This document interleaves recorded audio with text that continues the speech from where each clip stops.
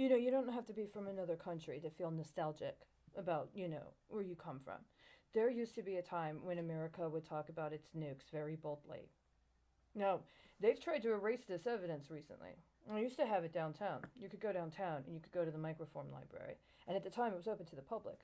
You didn't need to make an appointment, make sure that they had it on the calendar. You could go, it was open. If you knew where to look, you could look through the drawers, you could find what you wanted. I did a comprehensive review one day. Life magazine, 1961 through 1964. You'd be surprised, especially if all you have is contemporary publications, periodicals. America was very proud of its nukes. As a matter of fact, there was an entire issue that was celebrating America's nuclear arsenal. I believe it was from 1962. It was the same year that John F. Kennedy and Nelson Rockefeller were engaged in a public discussion, a public correspondence regarding the gold standard and regarding the balance of payments. See, there's a period of time, apparently, when Rockefeller and Kennedy met at the White House and they had a conversation. And the way it was understood is that Kennedy asked Rockefeller if it was okay to commit that conversation to writing so that then he could have it published and then Rockefeller could provide a written response that could also be made public. And the specific periodical they decided to put this in was in Life magazine. And so, the thing about Life magazine is for the 2 or 3 issues before that particular correspondence, there was all of this information they were presenting, not just on international issues that were part of what we do regularly, but specific editorials, specific coverage that was leading up to.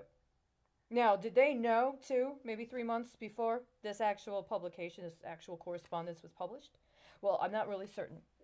But 2 to 3 months before the publication is when the conversation was happening and when the forum was happening at the White House that involved Rockefeller and Kennedy in this conversation.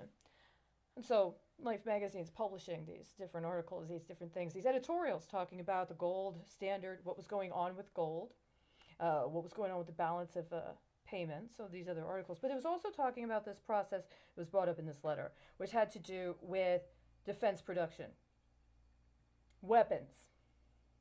What it meant that the primary development of weapons that was expected to be a part of the arsenals for the Europeans specifically, but not exclusively, was to come from the United States.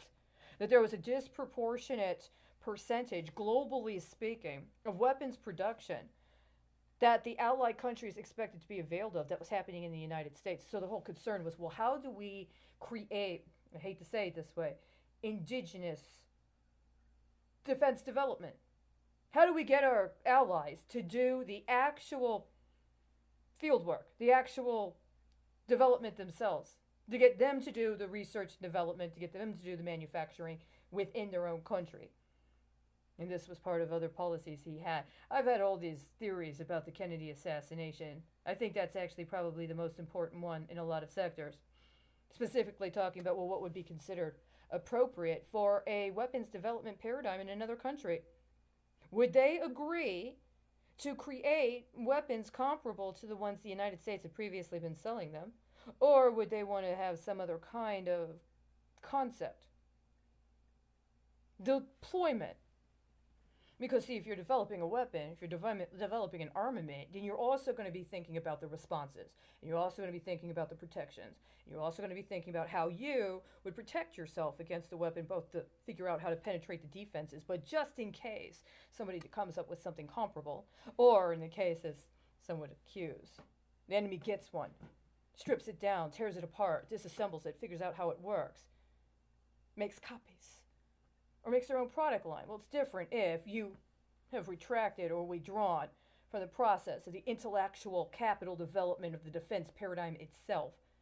And you try to figure out a way to support other countries stepping up to develop their own weapons paradigms, things that speak to them or things that serve their needs specifically and primarily. I think this was a big, huge threat to certain people who had an interest in maintaining a particular kind of hegemony. If nothing else, What if they decide they want to make weapons out of something that's not American steel, right? The good stuff, the high quality stuff, the stuff we're known for, the stuff that our labor force, the good old working American people, the bread and butter of America, American steel. What if they decide they want to use something else besides steel, including American steel, but really any steel? What's that going to do? Well, I think this is a big concern. Why did I bring this up? Because there was a time when America was very proud of its nukes. You should have seen the pictures in there. They had pictures of them. They had all the specs you needed, and you could just look down the line. All the names, yeah, the way that the advertising. But then they also had a kind of quality of editorial content. They spent 2 months prior to the publication of those letters by Rockefeller and Kennedy discussing what was going on with gold. It was the kind of thing that even if you had no experience on one level with understanding what they're talking about, you would think at least at some point you're getting an understanding. And what it was not just the text but the subtext. You see, if you actually read the letter Kennedy wrote, and then you actually read the letter Rockefeller wrote, there's very little literal distinction between what they both said.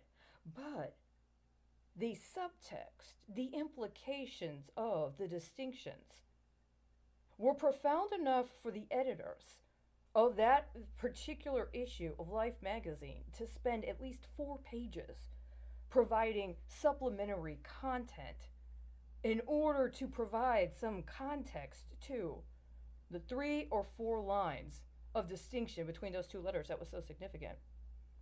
They didn't say it explicitly. They're not as blunt as, like, I don't know, I am. But it was communicated in a very profound manner. And I think it was a big, big risk that Kennedy took when he made that request. He said, we had this conversation, we need to open it up.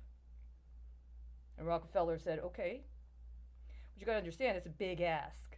You ever heard that? Somebody tell you? That's a big ask. You really have to have a relationship with the community in order to be able to make that kind of a big ask. That's why you're supposed to develop relationships and show consistency. It's a big ask. That was definitely a big ask that Kennedy made to Rockefeller. And so he's like, okay, you want to put it in the public, you want people to know.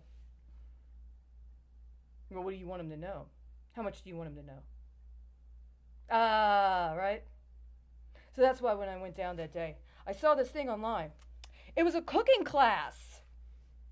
They said that they were going to have a cooking class. And I said, wow, and it's free, and I know how to get there. I can walk there from the train. I'm going to take a chance. I've wanted to go. I wanted to go back. I wanted to meet with some people. It's time. I'll do what I need to do. I'll be humble. I'll be open. You know, it's not like they haven't seen people. They haven't had people in their community, other communities come by. And it's a free cooking class. They had the date. They had the time. They said where it was. So I show up. And I show up a little early. Because my understanding is they also were an official representative in case one needed to contact some foreign affiliates. Well, let's just say it didn't go as well as it should have.